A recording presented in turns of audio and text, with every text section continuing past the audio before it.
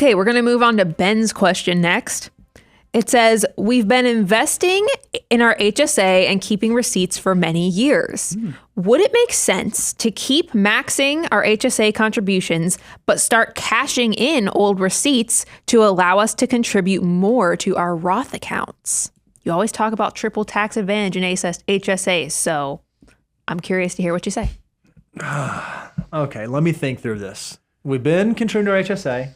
And we're saving a lot of receipts. So we have a lot of like built up expenses. By the way, for those of you that don't know, if you're one of the 4% of the population that's doing this, you do know it. If you're one of the 96% that do not do this, listen up. With health savings accounts, you can put money in, get a deduction on the front end. You can invest those dollars. They can grow tax deferred. And then if you use it for future medical expenses or prior medical expenses that you incurred while covered by a high deductible plan, all those distributions are completely tax-free. Only 4% of folks do that. We would encourage you to be one of those 4% if you can. So Ben says, all right, I'm putting money in the HSA, I'm saving the receipts. Would it be advantageous for me to begin cashing in some of those receipts so that I could put money into the Roth? Well, that's the only thing, because look, both of those, if I hold up the financial order operations, you can go to moneyguy.com/resources. You can download your own. Both of those are step 5. And the reason they're step 5 is because they're tax-free growth opportunities. But I give Ben credit because it's like you said, we always talk about HSAs. The reason they're right there with Roth IRAs is the triple tax advantage.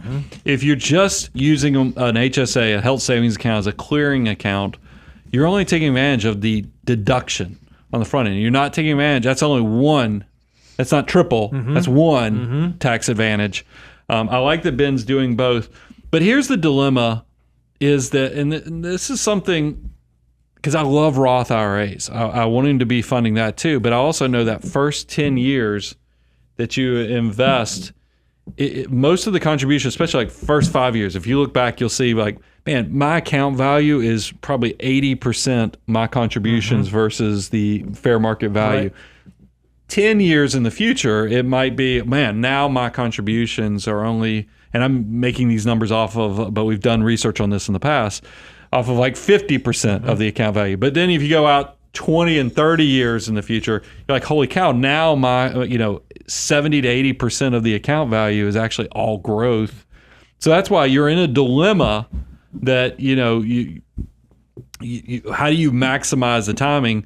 But then I bring it back to the point of, but I really like Roth IRAs too. He's getting the tax deduction, do the Roth. So I think you create a system that you that reflects, because I don't like you not doing a Roth IRA also. Well, I think that in my mind, as I'm thinking through this, I think they're the same. I think that they're equivalent while the dollars are sitting in there. If you have receipts to justify, that money is the same, whether it's sitting in a Roth or whether it is sitting in HSA. As long as you have medical expenses that offset. That's right. Now the earnings are what change, and this is the only thing that I'm thinking through academically why it might make sense. Because the HSA is going to have a limit on the tax-free, meaning you have to have expenses. You have to have expenses, whereas the Roth does not. True, but I'm going to argue that it's healthcare. We're all going to have enough money on healthcare as we get older to be able to burn that money.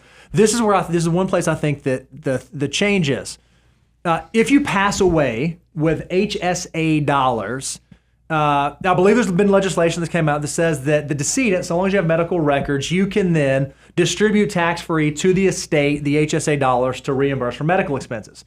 With a Roth IRA, if someone were to inherit the Roth IRA, not only did that money grow tax-free for their life, it can grow tax-free for the 10 years of the beneficiaries' lives. So I think from an estate planning standpoint, the Roth might be slightly more advantageous than a HSA, right? Yes. I mean, after you take advantage of the deduction on the HSA, then you still want to make sure you get the Roth IRA. Get the Roth, yep. So I would agree with that. But it goes back to Ben's question. When should he cash in some of those existing? So here's what I would say, Ben. If you have to do it to the Roth, then let's go ahead and start doing it. But if you can actually take the deduction, and then the deduction now allows you to do the Roth, do as little of cashing in as possible, but try to get the Roth IRA. I think that's the answer. You just said do both.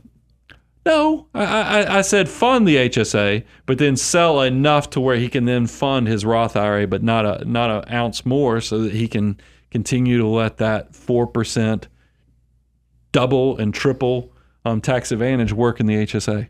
Okay. Cool. Man, we made that about as clear as I think they're as a milkshake. Hopefully that helps out. It's a hard. Give some. We I love don't know if both there's of them. one It's perfect hard. answer there. It's really hard. Well, 'cause it's they're both nuanced. so good. I would love to see. This is the problem. I hate it when in financial planning I say people ask me a question. I say, well, it depends, and then I need to see your data to give you the exact personalized information for your situation. So I'm trying to give an answer that, even though I don't know all of Ben's things, that works, and that's hard.